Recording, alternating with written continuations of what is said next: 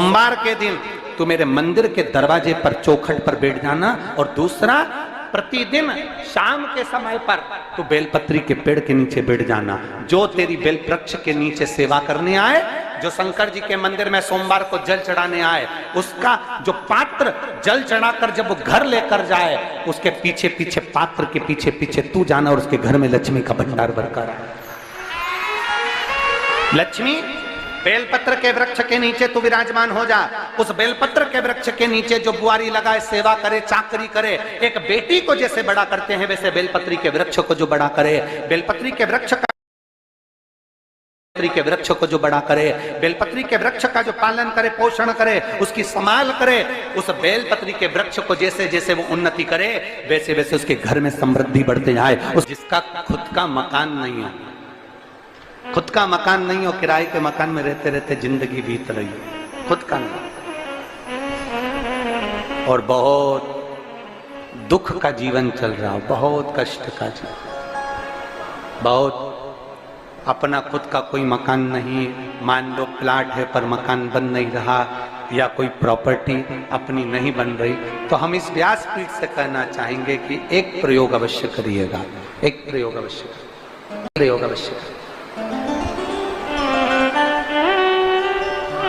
अपने आसपास के 5-6 बेलपत्र के वृक्ष देख लीजिए। अपने आसपास के नजदीक के 5-6 बेलपत्र के बड़े बड़े वृक्ष देख लो या छोटे वृक्ष देख लो। उन 5-6 वृक्ष को धीरे धीरे उनकी सेवा करना प्रारंभ करो, उन वृक्षों को बड़ा करना प्रारंभ करो, उन वृक्ष के नीचे सफाई करना प्रारंभ करो, उन वृक्ष को जल देना प्रारंभ करो, उन वृक्ष को आप खाद देना प्रारंभ करो, उन वृक्ष की सेवा संभाल करना प्रारंभ कर दो, उस वृक्ष के नीचे बुआरी काटना प्रारंभ कर दो, झाड़ू लगाना प्रारंभ कर दो, उस वृक्ष के नीचे सफाई करना प्रारंभ कर दो। उस बेलपत्री के 5-6-7 वृक्ष को आप गोद ले लो। गोद लेना मतलब मैं इसकी सेवा करूंगा, मैं इसमें जल दूंगा, मैं इसके खाद दूंगा, मैं इसकी सेवा करूंगा, कुछ मत करो, बस केवल इस शरीर से उस बेलपत्र के वृक्ष की सेवा करना रोज प्रारंभ कर दो। 6 महीना इंतजार करना और 6 महीना लगातार सेवा करना, 7वां महीना आपका और हमारा, और बताना कि भोलेनाथ ने प्रॉपर्टी दिलाई कि नहीं दिलाई और आगे बढ़ाया।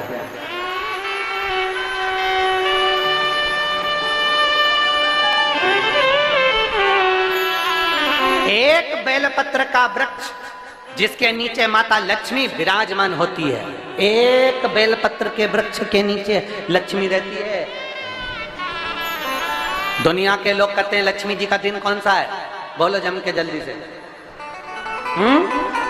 शुक्रवार। दुनिया के लोग कहते हैं लक्ष्मी जी का दिन शुक्रवार है, पर माता लक्ष्मी से पूछा जाए कि तुम्हारी माता ख्याति देवी नारायण भगवान के साथ तुम्हारी शादी नहीं कर रही थी, शंकर को लक्ष्मी दे रही थी, तब तुमने भगवान शंकर से विनती करी, भोले बाबा मैं नारायण से प्रेम करती हूँ, भगवान नारायण से मेरा विवाह हो। तो माता ख्याति देवी से शंकर भगवान ने विनय कर कर कहा कि लक्ष्मी जी का विवाह नारायण के साथ कर दिया जाए।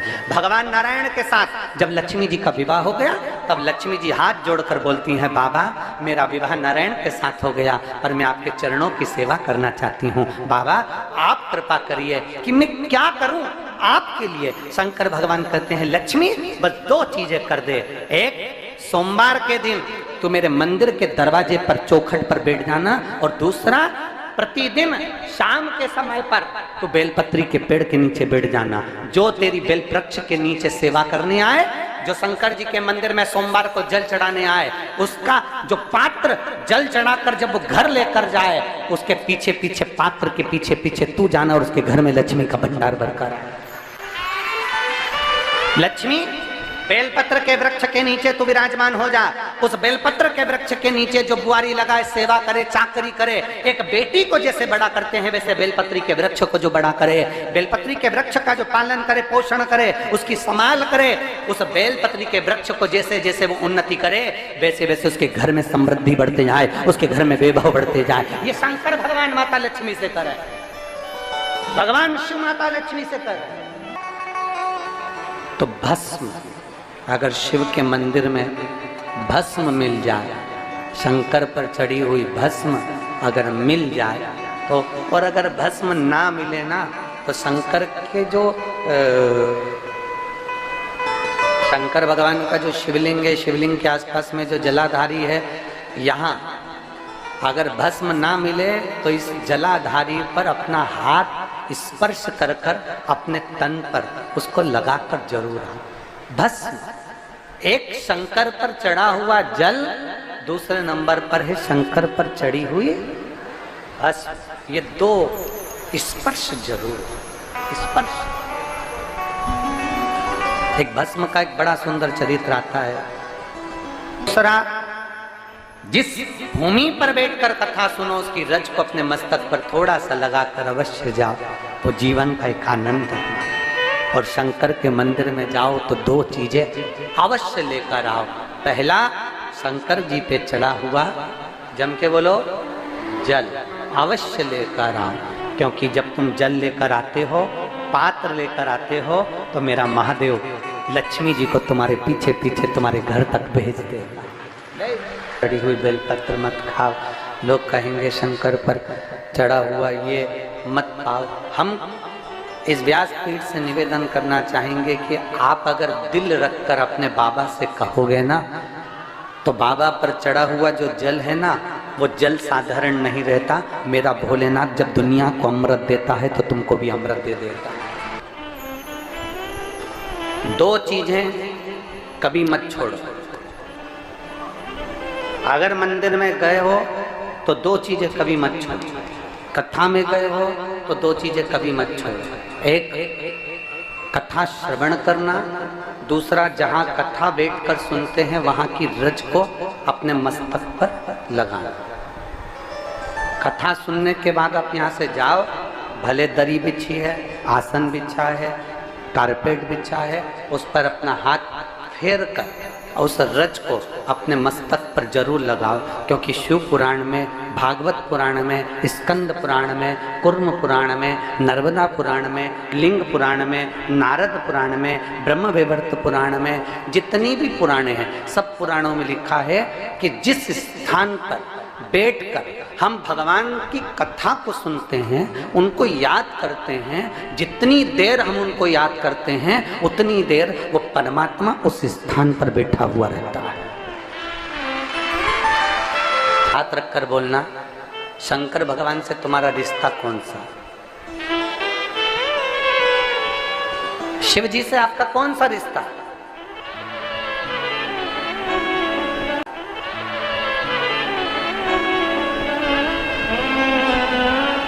शंकर भगवान को आप क्या मानते हो? हमने आपको एक संबंध बताया था कि सीहोर कुबेरेश्वर धाम आपका मायका है, तो हम आपके भाई हैं, तो शंकर भगवान आपके पिता हैं, आपके बाप हैं, आपका बाबा है, आपका दादा है।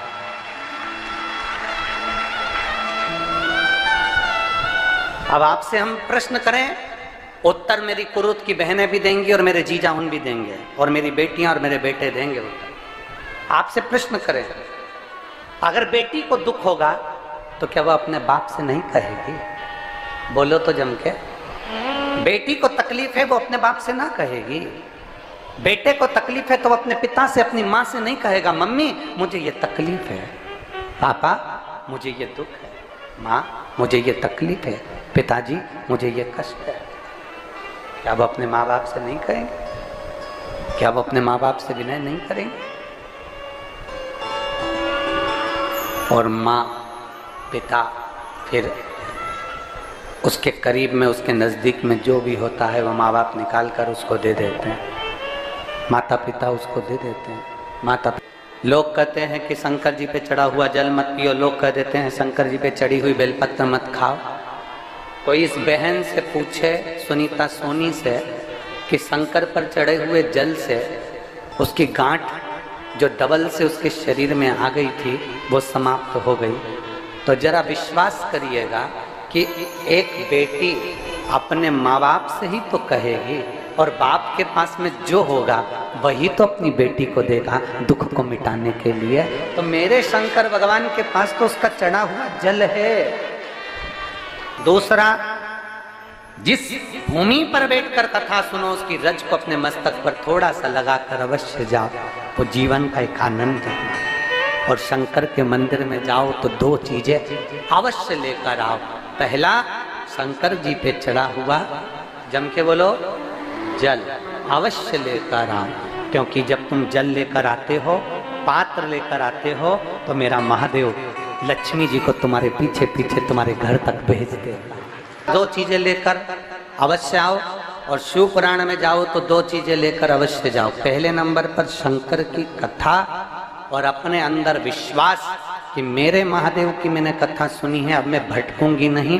सारी दुनिया में मैंने ठोकर खा ली, अब कहीं ठोकर नहीं खाऊंगी, अब तो दरवाजे पर महादेव के जाऊंगी, बाकी की कथा। दूसरा, कथा में बैठी हूँ बाबा के इस रज को, ये रज नहीं है, ये धूल नहीं है, ये मेरे बाबा के कैलाश 12 ज्योतिर्लिंग का चंदन है, इसको मस्तक चढ़ाऊंगी अपने हृदय से।